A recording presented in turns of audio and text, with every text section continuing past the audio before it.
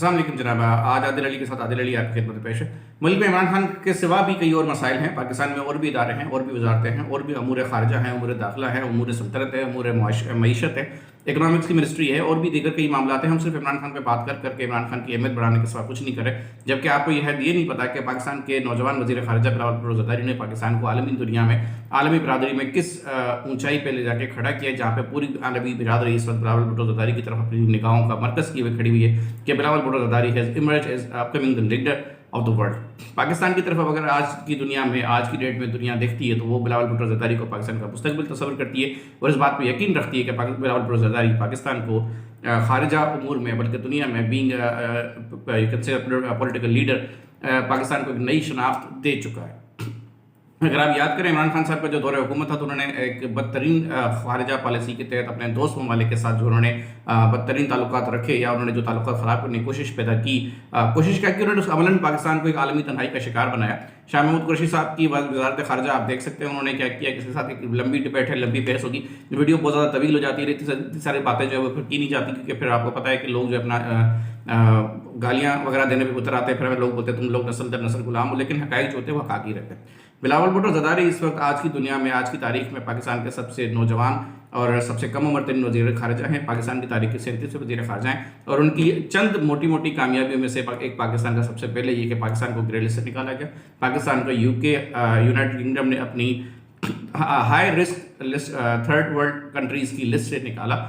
FATF की तमाम शराइत को पूरा किया गया। पाकिस्तान ने जो है अपना इमेज इंटरनेशनल वर्ल्ड में जो एक दहशतगर्दी के मामलों को लेकर होता था उसको एक बेहतर किया। पाकिस्तान को FATF की ग्रे लिस्ट से निकाला गया। UK हाई कमीशन ने आपको जो है अपनी थर्ड वर्ल्ड लिस्ट से निकाला। आपने बिलावल भुट्टो ज़रदारी ने एक कोविड के दौरान से, जब से कोरोना जैसी मुसीबत दुनिया में आई थी, तो पाकिस्तानी तलबा जो चाइना में पढ़ते थे, ज़ेर तालीम थे, एक अरसे से वो वापस अपनी यूनिवर्सिटीज़ को ज्वाइन करने के लिए परेशान थे।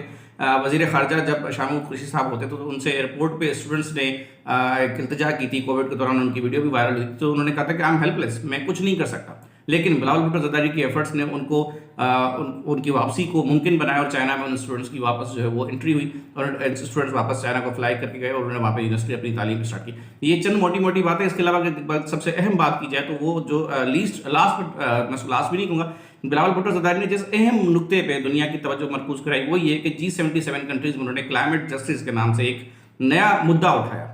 पाकिस्तान की तारीख में उन्होंने ये मुद्दा पहली बार उठाया कि भाई पाकिस्तान में इस वक्त जो सैलाब की तबाहकारियाँ हो रही, जो बारिशें हो रही है, वो बेसिकली पाकिस्तान के अंदर कोई मौसमाती असरात नहीं है, वो एक ग्लोबल वार्मिंग कार्बन एमिशन के तहत पाकिस्तान के ऊपर जो एक पूरी दुनिया की आलूदगी है, जो इंडस्ट्रियल कंट्रीज़ हैं जहाँ पे प्रोडक्शन बहुत ज़्यादा है, जहाँ पे पॉल्यूशन बहुत ज़्यादा है, जहाँ पे कार्बन एमिशन जो है बहुत ज़्यादा है, वहाँ का जो एक फ़िज़ाई आलूदगी जो पाकिस्तान की तरफ डाइवर्ट हो रही है, उसकी वजह से जो हमारे ऊपर जो बारिश का दबाव आ रहा है, जो सैलाब आ रहा है, तो हम जिस तबाहकारी से तब जहाँ पे ऑलमोस्ट हमने जो आधा मुल्क जो है हमारा बारिशों में तबाह हुआ और हमने नुकसान उठाया, तो ये सारा जो मुद्दा है वो बिलावल भुट्टो ज़रदारी ने उठाया। और न सिर्फ मुद्दा उठाया बट उन्होंने ये मुकदमा बड़े तरीके से, बड़े असलूब से और बड़े एहसन तरीके से उन्होंने इस मुकदमे को जीता भी सही कि पूरी दुनिया को नहीं रियलाइज़ कराया। और यूनाइटेड नेशंस के अंदर उन्होंने G77 के तहत उन्होंने एक फंड कायम कराया कि क्लाइमेट जस्टिस के तहत एक फंड कायम किया जाएगा जहाँ पे सैलाब से होने वाली तबाहकारियों के तहत मतलब वो ममालिक जो मुतासर हैं उनको उनकी मदद की जाएगी। बिलावल भुट्टो ज़रदारी ने बड़ा स्ट्रेट फॉरवर्ड वहाँ पे एक इजलास में कहा था कि we do not want aid, we don't want charity, हमें चंदा नहीं चाहिए, हमें जस्टिस चाहिए, वी वांट क्लाइमेट जस्टिस। ये क्लाइमेट जस्टिस की जो ये मौसमियाती इंसाफ जिसे कह सकते हैं आप उर्दू में, आसान उर्दू में, ये इस्तिलाह मुतारफ़ कराने वाला शख्स और कोई नहीं है बिलावल भुट्टो ज़रदारी, जो कि पाकिस्तान का वज़ीर ख़ारिजा है। बिलावल भुट्टो ज़रदारी साहब पे तनकीद होती है कि उनके दौरे बहुत ज़्यादा होते हैं, वो मुल्क में पाए नहीं जाते, वो मुल्क में दिखाई नहीं देते। एक सियासी जमात उनकी दौरों की सिल्वर जुबली, गोल्डन जुबली, ये जुबली, वो जुबली, सब चीज़ें मनाती रहती है। उनको ये बात समझ में नहीं आती कि देखिए वज़ीर ख़ारिजा का काम ऑफिस में बैठ के, पाकिस्तान में बैठ के इधर उधर की सियासतदानों पर तनकीद करना या उन पर बिला जवाज़ उनको तनकीद करना नहीं होता। वज़ीर ख़ारिजा का काम होता है दुनिया के साथ अपने ताल्लुकात को बहाल करना, तिजारती ताल्लुकात को फ़रोग़ देना, बायलैटरल कोऑपरेशंस को बढ़ाना, दोस्त ममालिक के साथ ताल्लुकात को मज़ीद बेहतर करना, जो कि इमरान खान साहब के दौर में, साबिक़ा हुकूमत के दौर में पाकिस्तान को कभी भी ऐसा कोई मकाम हासिल रहा नहीं कि दोस्तों के ताल्लुकात बेहतर हो सके। बल्कि ताल्लुकात बेहतर क्या होना, ये सब तो आप जानते हैं कि इमरान खान साहब ने अपने दोस्त ममालिक से मिलने वाले तहाइफ तक बेच डाले, और तहाइफ बेचने से एक दोस्त ममालिक से तहाइफ आपको मिले और आपने तहाइफ बेच दी हो, तहाइफ तहाइफ घूम फिर के जो है वापस वहीं उन्हीं मालिकान तक पहुंचे जिन्होंने आपको दिए थे। तो आप समझ सकते हैं कि तोहफा देने वाले के ऊपर क्या गुजरी होगी और इमरान खान साहब ने इस मुल्क के इमेज के साथ क्या किया।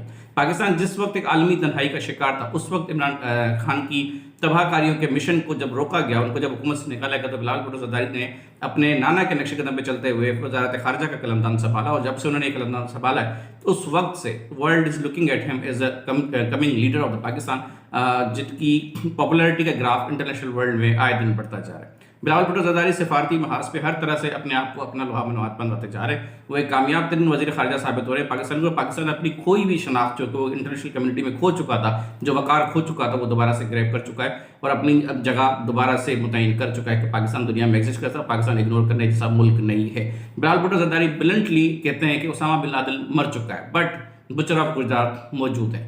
कश्मीर के मुद्दे पर उनका बड़ा फर्म स्टांस है कि कश्मीर हमारी किसी भी तरह से, Kashmir is a point of no compromise for us. वो ये कहते हैं कि गुजरात का बुचर मोदी जो है वो अभी तक मौजूद है, कश्मीर में नाइंसाफ़ी हो रही है और हिंदुस्तान के अंदर मुसलमानों से नाइंसाफ़ियाँ हो रही है।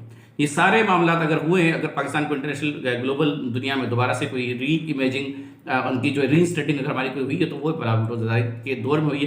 इमरान खान साहब के दौर हुकूमत में हम ये तमाम चीज़ें खो चुके थे, हमारा वक़ार जो है बहुत ही ख़त्म हो चुका था, हमारे पासपोर्ट की रैंकिंग गिर रही थी, हमारे आलमी ताल्लुकात ख़राब हो रहे थे, हमारे दोस्त ममालिक हमसे दूर हो चुके थे, चाइना हमारा सीपेक बंद हो चुका था, गवादर प्रोजेक्ट हमारा बंद हो गया, सऊदी शहजादे के तोहफे हमने बेच दिए, अबू धाबी यूएई वगैरह से ताल्लुकात हमारे अच्छे नहीं रहे। इमरान खान साहब अमेरिका में जाते हैं, वहाँ तकरीर करते हैं, वहाँ भीड़ इकट्ठी करते हैं, वहाँ तकरीर करने के साथ साथ वो सिर्फ और सिर्फ एक कंटेनर की लैंग्वेज यूज़ करते हैं कि ये चोर है वो चोर है। यही मामला उनका यूके में भी रहा, जहाँ जाते थे सिवाय सियासतदानों पे करप्शन के कट्टे खोलने के अलावा अपने लोगों को इकट्ठा करके उन पर बातें करने के सिवा कुछ भी नहीं करते।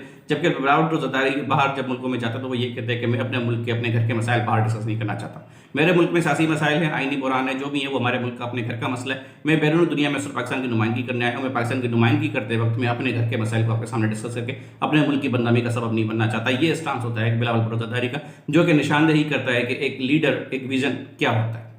इमरान खान साहब को सियासत तो कभी ना आ सकी, खैर वो, लेकिन वो एक कम उम्र तरीन नौजवान वज़ीर ख़ारजा से बर्खास्त इसलिए रखते हैं क्योंकि वो हर सतह पे, हर महाज पे उनसे बेहतर साबित हो रहा है। उनको डिफीट, उनका दौर तो खैर खत्म हो चुका है, दोबारा उन्होंने हुकूमत में आना नहीं है, लेकिन बिलावल भुट्टो ज़रदारी जब से जैसे जैसे अपनी पॉपुलैरिटी के ग्राफ को बढ़ाते जा रहे हैं, उनके ऊपर तनकीद का हदफ भी उतना ही बढ़ता जा रहा है।